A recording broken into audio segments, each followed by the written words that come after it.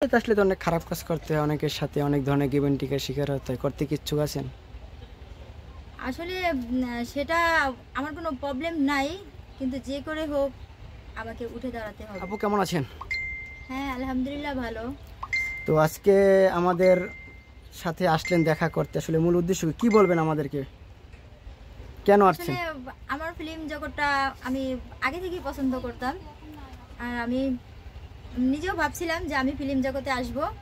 তো ফিল্ম জগতে আসছি, তো আমার এখানে এসে খুবই ভালো লাগলো। এখানে বিনোদন আনন্দ দুটোটাই আছে শুটিংয়ের পাশাপাশি।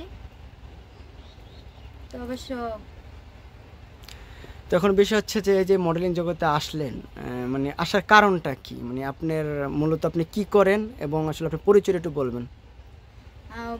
আসলে আমি এখন সিঙ্গেল, আর আমি চাই যে আমি আমার নিজের পায়ে দাঁড়াতে, কারণ আমি ভবিষ্যতে কিছু করতে চাই।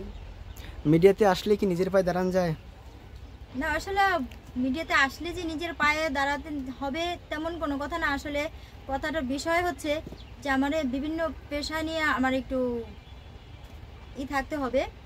আসলে দেখা যেতেছে আমার মনে এমন কিছু আছে যাতে আমি নিজে দাঁড়াতে পারি। মিডিয়া কি কি চাহিদা আছে আপনার, কি কি লাগবে? চাহিদা বলতে আমি চাই আমার জীবনে ভালো একজন মানুষ আসুক, তবে এখন না। যখন আমি আমার নিজের পায়ে দাঁড়াবো তখন সে ভেবে নিব, কিন্তু এখন না। আপনার স্বপ্ন কি, মানে কি কি হলে আপনি নিজের পায়ে দাঁড়াতে পারবেন?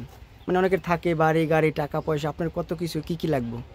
আমার বর্তমান আর কিছুই নাই, আমার পায়ের তলের মাটিটুকু পর্যন্ত নাই। আচ্ছা, লাগবে কি কি, কি কি হলে আপনি মনে করবেন যে নিজের পায়ে দাঁড়াতে পারবেন? হ্যাঁ, এটা দেখা যেতেছে এই যেমন ধরেন বেঁচে থাকার জন্য একটা বাড়ি, একটা গাড়ি, সুন্দর একটা বর। সব মেয়েই চায় ও সুখে থাক, ছোট একটা বাড়ি গাড়ি বর নিয়ে সুখে থাক। আচ্ছা, আপনার কি আগে বিয়ে হয়েছিল? হ্যাঁ, আমার বিয়ে হয়েছে। সে স্বামী কোথায়? আমি ওকে ডিভোর্স দিয়ে দেই, ও চলে যায়। কি কারণে, সে কি আপনাকে পরিপূর্ণ ভালোবাসা দিতে পারতো না? আসলে ও এক ধরনের মানে গোয়েরা ছিল। আসলে আমি যেটা চাইছি সেটা ওর না। মানে আপনার যে চাহিদা কিংবা আপনার যে মনের খায় সেটা সে করতে পারতেন এমনটা? হ্যাঁ, এমন কিছু আছে। তাছাড়া আমি যেটা চাইছি সেটা ও না বলতে, ও এক ধরনের মানুষ। আসলে আমার সাথে ও আমাকে মানে কেয়ারই করতো না। মানে আপনার তাকে ভালো লাগতেন অন্য মেয়ের সাথে বা পরকীয়া বা এমন কিছু নাকি?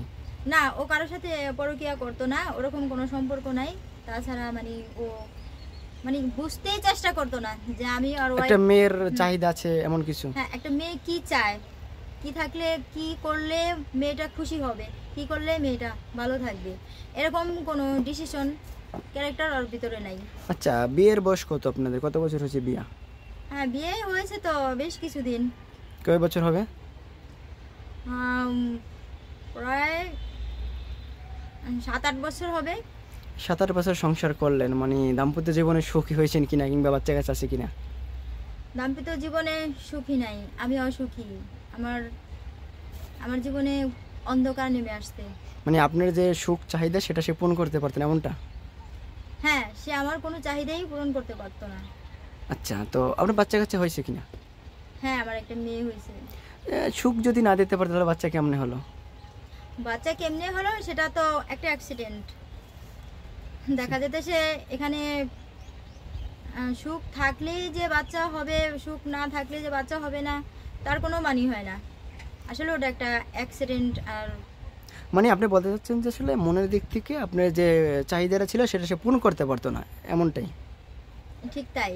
আচ্ছা, তো এখন বিষয় হচ্ছে এই যে এতদিন যাবত একা আছেন, এখন কি নতুন করে বিয়ে শাদীর চিন্তা ভাবনা আছে কিনা? না, আসলে আমার বিয়ে শাদীর চিন্তা ভাবনা নাই। আমি সামনে এগিয়ে যেতে চাই। আচ্ছা, সামনে এগোতে চাচ্ছে নাকি মডেলিং করে না অন্যভাবে সুগার ড্যাডি বিয়ে করে? মডেলিং করি।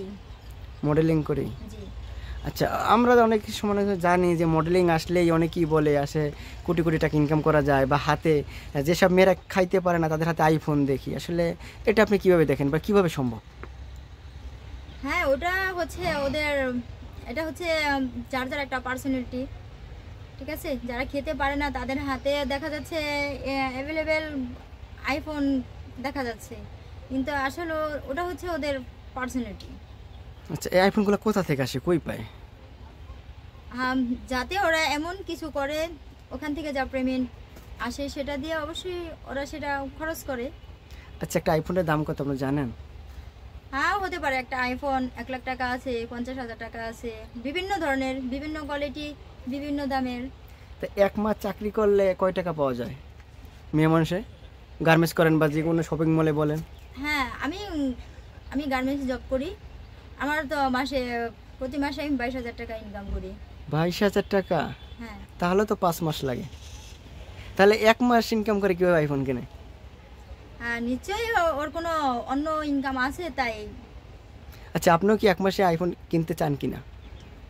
না, আমি অবশ্য 1 মাসে আমি আইফোন কিনতে চাই না। 2 মাস? হ্যাঁ, 2 মাসও না, মানে আইফোন আমি নিতেই চাই না। আমি আমার সততা বা আমার ভালো কিছু দিয়া। না, যেহেতু আপনি স্বামীর কাছ থেকে অনেক দিন একা আছেন, কিংবা আসলে স্বামী আপনাকে সুখী করতে পারে নাই, আপনার মনে তো একটা চাহিদা আবেগ আছে যে আসলে বয়স হচ্ছে বা একটা জীবনসঙ্গী দরকার, সবার আছে, আমার নাই। তো সেক্ষেত্রে কেন না? আসলে আমার মন ভেঙে চুরমার হয়ে যায়, ছেলেদের প্রতি আমার বিশ্বাস হারায়।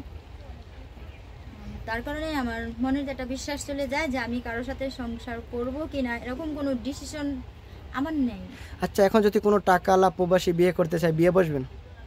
হ্যাঁ, অবশ্যই সেটা করতে পারি। মানে টাকা পয়সা থাকতে হবে? হ্যাঁ। আচ্ছা, তো সেই প্রবাসীর কি কি শর্ত থাকতে হবে, মানে তার কি কি থাকতে হবে একটু বলবেন, যে আসলে তার বয়স কেমন হতে হবে, তার টাকা পয়সা কতটুকু লাগবে, তার স্ত্রী থাকবে কিনা? বিষয়টা হচ্ছে, প্রথমে তোমার ঘরে থাকার একটা স্থান, মানে একটা বাড়ি। একটা বাড়ি মেয়েরা যেরকম চায় আর কি, একটা বাড়ি সাধারণত এটা মানে মোটামুটি ভাবে এরকম কিছু হলেই হবে। ওরা থাক, তাতে সমস্যা নাই। মাথায় চুল না থাকে? দেখুন, এখনকার যে আধুনিক যুগ বেরিয়েছে, কিন্তু এরকম একটু তো খারাপ অবশ্যই দেখা যাবে। আমি চাইছি কোন স্টাইল।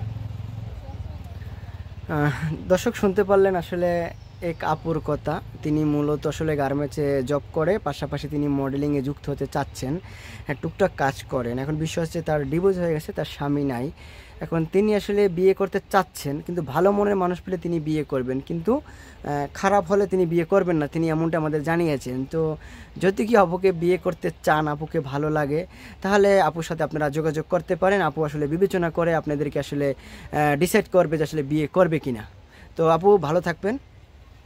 ওকে, আল্লাহ হাফেজ।